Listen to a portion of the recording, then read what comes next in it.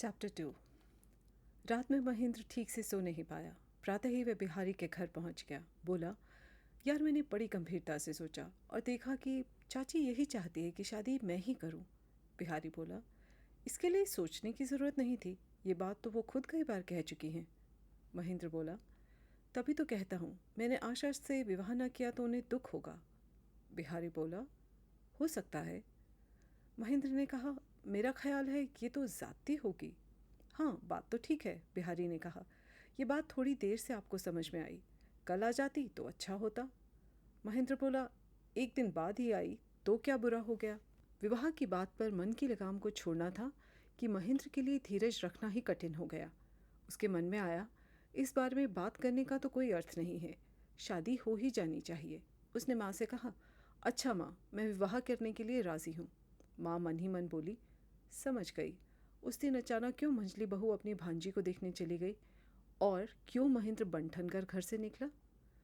उनके अनुरोध की बार बार उपेक्षा होती रही और अन्नपूर्णा की साजिश कारगर हो गई। इस बात से वो नाराज़ हो उठी। उन्होंने कहा, अच्छा, मैं अच्छी सी लड़की को देखती हूँ। आशा का जिक्र करते हुए महेंद्र ने कहा, लड़की तो मिल गई। राजलक्ष्मी बोली, उस लड़की से विवाह नहीं हो सकता, ये मैं कह देती हूँ।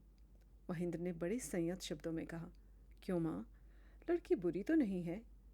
राजलक्ष्मी बोली, उसके तीनों कुल में कोई नहीं, ऐसी लड़की से विवाह रचकर कुटुंब को सुख भी न मिल सकेगा। महेंद्र बोला, कुटुंब को सुख मिले या ना मिले, लड़की मुझे खूब पसंद है, उससे शादी ना हुई तो मैं दुखी हो जाऊंगा। लड़के की जिद से राजलक्ष्मी और सख्त हो गई। वो अन्नपूर्णा से भिड़ गई।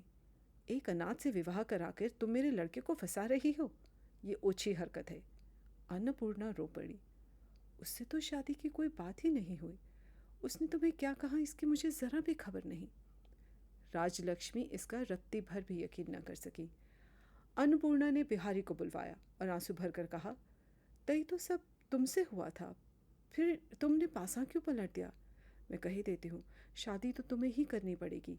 ये बेड़ा तुम ना पार करोगे तो मुझे बड़ी शर्मिंदगी उठानी होगी। वैसे लड़की अच्छी है। बिहारी ने कहा, चाची तुम्हारी बात मंजूर है, वो तुम्हारी भांजी है, फिर मेरे ना करने की तो कोई बात ही नहीं। लेकिन महेंद्र। अन्नपूर्णा बोली, नहीं नहीं बेटे, महेंद्र से उसका विवाह किसी भी हालत में ना होगा, यकीन मानो। तुमसे विवाह हो तभी मैं ज़्यादा निश्चिंत हो सकूंगी। महेंद्र से रिश्ता हो ये मैं चाहती भी नहीं।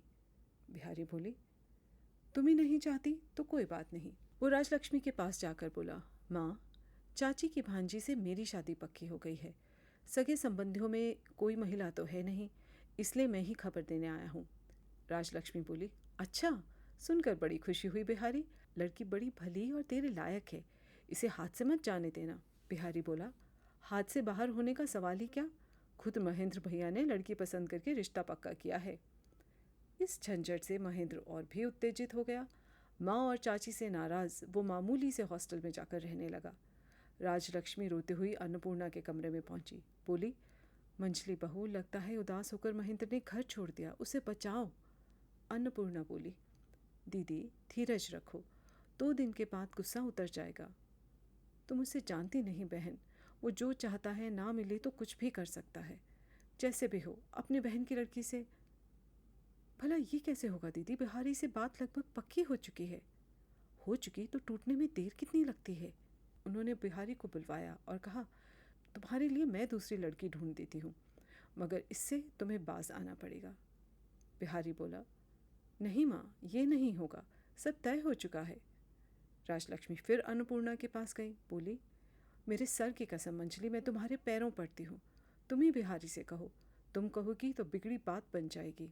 आखिर अन्नपूर्णा ने बिहारी से कहा, बेटा, तुमसे कुछ कहने का मुंह नहीं है, मगर लाचारी है, क्या करूं। आशा को तुम्हें सौंपकर ही मैं निश्चिंत होती, मगर क्या बताऊं, सब तो तुम्हें पता ही है। बिहारी समझ गया, तुम जो हुक्म करोगी वही होगा, लेकिन फिर कभी किसी से विवाह करने का मुझसे आग्रह मत करना। बिहारी चला गया। अन्नपूर्णा की आंखें छलछला गई। महेंद्र का अमंगल न हो, इस आशंका से उन्होंने आंखें पोंछ ली। बार बार दिल को दिलासा दिया, जो हुआ अच्छा ही हुआ। इस तरह राजलक्ष्मी, अन्नपूर्णा, महेंद्र में किल किल चलते चलते आखिर विवाह का दिन आ गया। रोशनी हंसती हुई जली, शहनाई उतनी ही मधुर बजी जितनी वो बजा करती है, यानी उसके दिल के साथ कोई न था। सच संवर कर लज्जित और मुग्ध मन आशा अपनी नई दुनिया में पहली बार आई। उसके कंपित कोमल हृदय को पता ही न चला कि उसके इस बसेरे में कहीं कांटा है, बल्कि ये सोचकर भरोसे और आनंद से उसके सारे ही संदेह जाते रहे कि इस दुनिया में एकमात्र माँ जैसी अपनी मौसी के पास जा रही है। विवाह के बाद राजलक्ष्मी ने कहा, मैं कहती हूँ अभी कुछ दिन बहू अपने बड़े चाचा के घर ही रहे। महेंद्र ने पूछा, ऐसा क्यों माँ? माँ बोली, तुम्हारा इम्तिहान है, पढ़ाई लिखाई में रुकावट पड़ सकती है। आखिर मैं कोई नन्हा नादान बच्चा हूँ, अपने भले बुरे की समझ नहीं है मुझे। जो भी हो, साल भर की बात ही तो है। महेंद्र बोला, इसके माँ बाप रहे होते तो मुझे कोई एतराज़ ना होता, लेकिन चाचा के यहाँ मैं इसे नहीं छोड़ सकता। राजलक्ष्मी खुद से बोली, बाप रे, आप ही मालिक, सास कोई नहीं। कल शादी और आज ही इतनी हमदर्दी।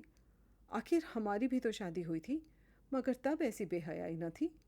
महेंद्र ने दृढ़ता से कहा, तुम बिल्कुल मत सोचो माँ, इम्तिहान में कोई फ़र्क नहीं पड़ेगा।